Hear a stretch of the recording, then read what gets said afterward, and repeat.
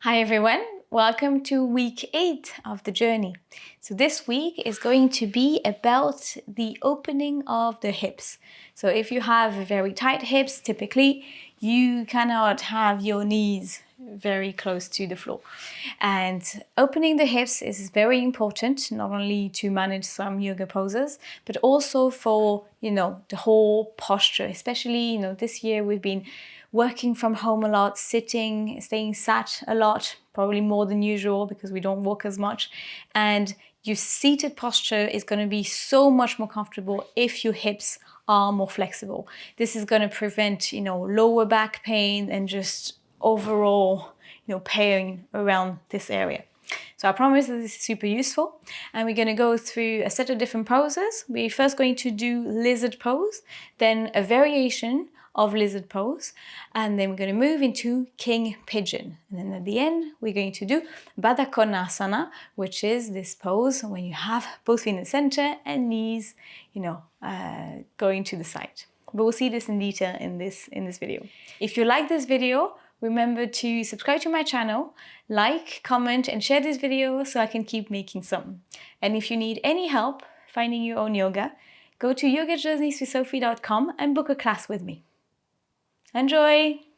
Your yoga journey, get that universal love we all need. Reconnect your body and mind and enjoy yourself. At the same time, be grateful and grow on your yoga journey.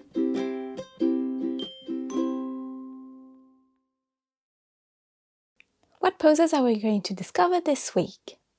The first pose is going to be lizard pose.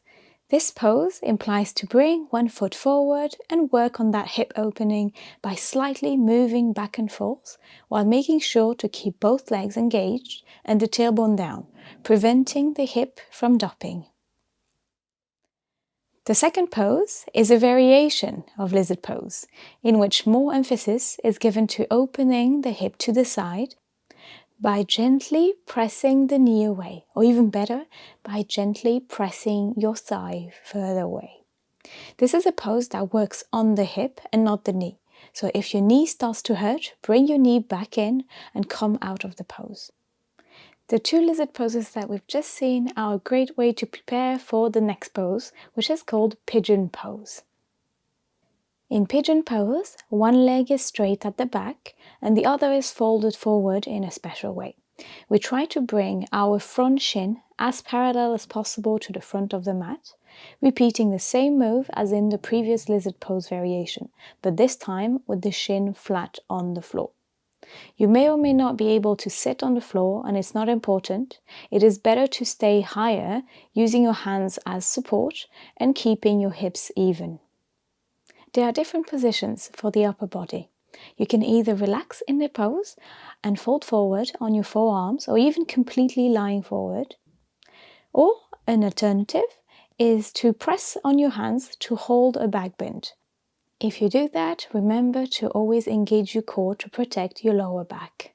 And regardless of the variation you choose, remember that the most important is the hip opening, hence the position of the legs. In the last pose, we simply sit on the floor, and this is a forward fold, and as in every forward fold, you can pull the flesh out from beneath your bum in order to tilt your hips forward already. Then, opening the soles of our feet like a book, we let our knees drop to the sides and fold forward, folding as much as possible from the hips. Have fun!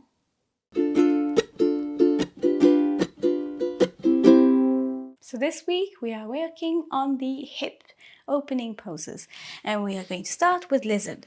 So come on all fours, tuck your toes into the floor and move into downward dog. Inhale, lift your right leg to the ceiling, and as you exhale, place your right foot next to your right hand, outside of it. And here we're going to work on the opening of the hips. You can either stay here or you can come down onto your forearms. You can step the left foot back a bit further if you want to, or you can place your knee onto the floor if it's more comfortable. Here To work on lizard, we're going to move in the hips. To find that work on flexibility, you can either do this on your knee or come onto your toes and then move back and forth a little, working on your hips. Try to keep your hips as square as possible, facing in a balanced way the front of the mat.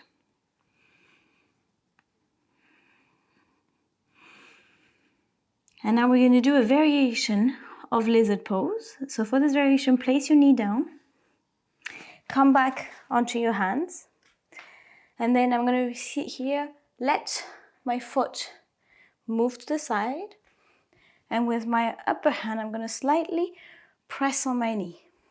So this works on the opening of the hip sideways. You need to be very strong on this arm. No, don't overextend. And then here, work on this opening, this flexibility of the hip. And this is a good preparation for pigeon pose, king pigeon pose that we're going to do right after this.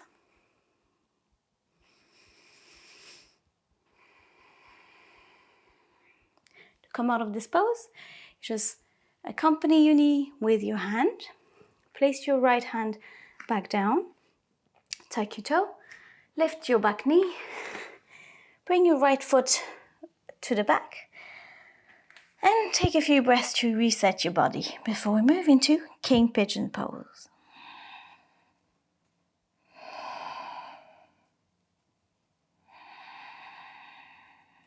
For king pigeon pose, raise your right leg to the ceiling, the same one. And this time, as we exhale, we're going to bring our shin parallel to the front of the mat as much as possible. So it probably won't be parallel immediately, but that's completely fine, don't worry. Just try to keep it as parallel as possible. And you can flex your foot here to encourage that move upward of your shin. What happens to the back leg?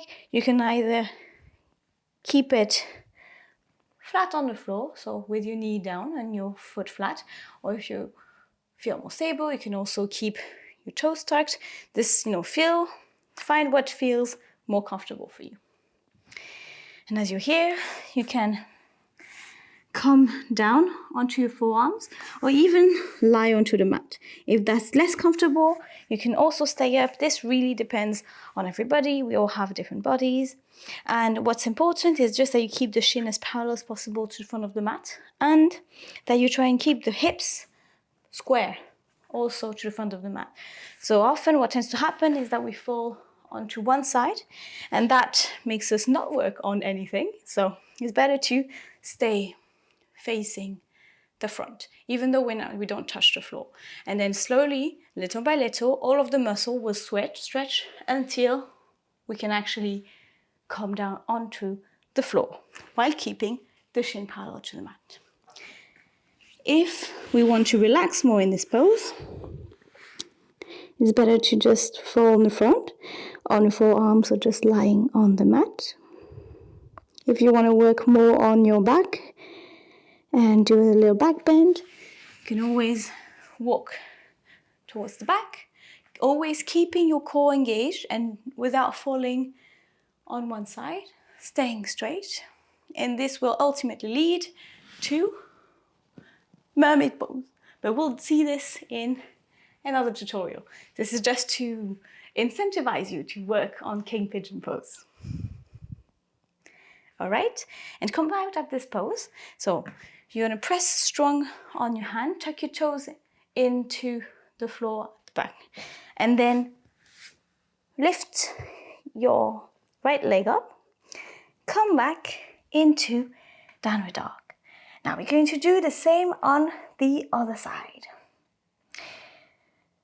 As you inhale, lift your left leg up.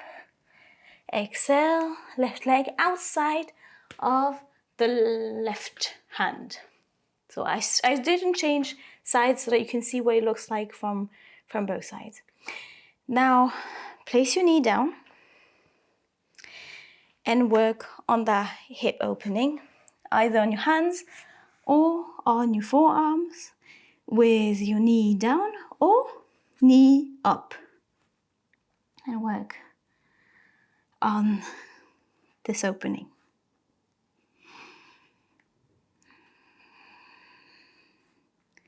Improving flexibility in the hips is actually really important for many things that we don't think about. For example, back pain. One of the sources of back pain, especially lower back pain, is due to lack of hip flexibility. You can't stretch, you can't move, and then your back just becomes very stiff.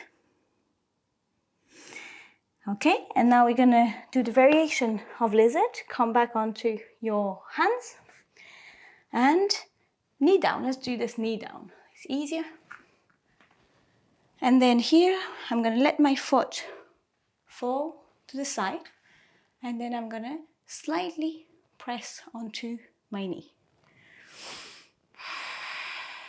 Engage your core. You have strong legs always to support this posture. To open the other hip. Just so I can see better, you can see this opening of the hip on this side.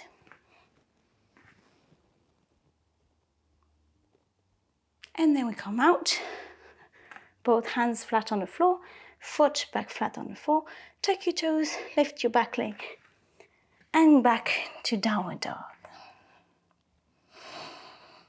A few breaths here to reset.